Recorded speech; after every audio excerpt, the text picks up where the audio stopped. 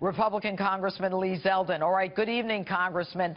I am fascinated with this $400 million ransom by some, the money that went over to Iran that the White House says was not a ransom for the hostages that were released. Now, let me ask you some questions right off the bat, because number one, we sent Swiss francs and euros and not American dollars, and we didn't wire the money. The president said something like there's no bank to send it to. What's the deal with that? Why did we not send American money, or why did we not send wire the money? Well, first off, because this was ransom. The president wants all of us, the administration wants us to believe that this was just a coincidence, that $400 million in cash would be arriving via airlift to Iran at the same exact time as 4 American hostages being released.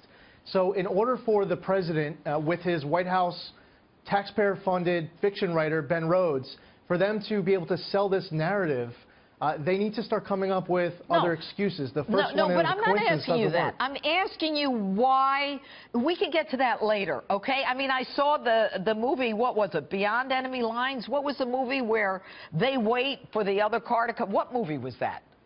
Do you know which movie it was? Well, I'll tell you what, it feels like Wag the Dog from the late 90s. No, the whole administration is Wag the Dog. But I think there's another movie, Bridge of Spies, with Tom Hanks, where they have to wait for the other car before they release a spy.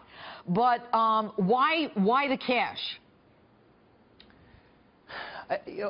That's why we need to have a hearing. One of Congress's roles is oversight. The House Foreign Affairs Committee Chairman Ed Royce said that once we come back right after Labor Day, that we're going to have a hearing on this topic.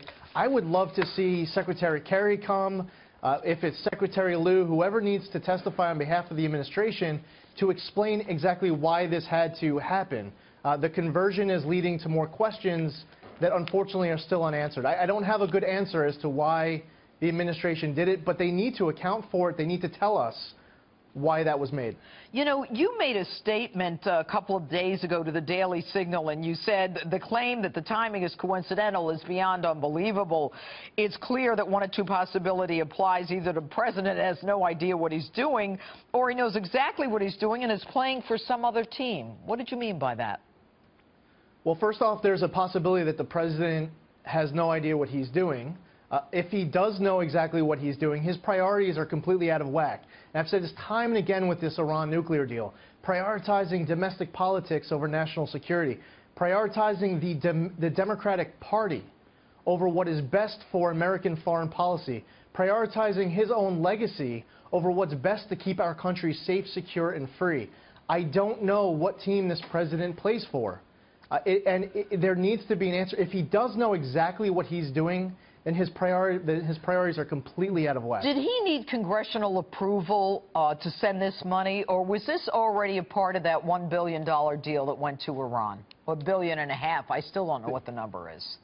Yeah, this is $400 billion plus $1.3 billion of interest that absolutely has to come. $400 million plus $400 million right. plus $1.3 billion, right? That he had to come to Congress. I mean, yeah, $1.7 billion in total. Right. The Congress appropriates the funds.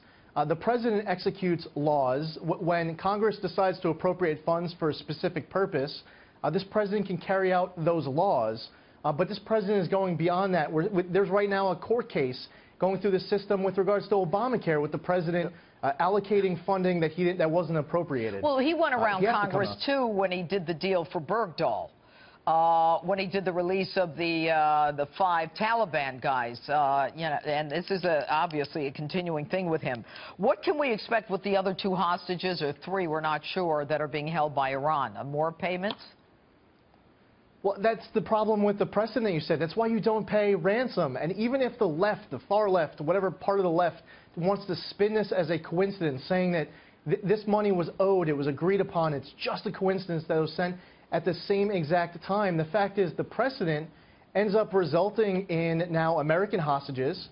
The precedent ends up resulting in foreigners, allied countries.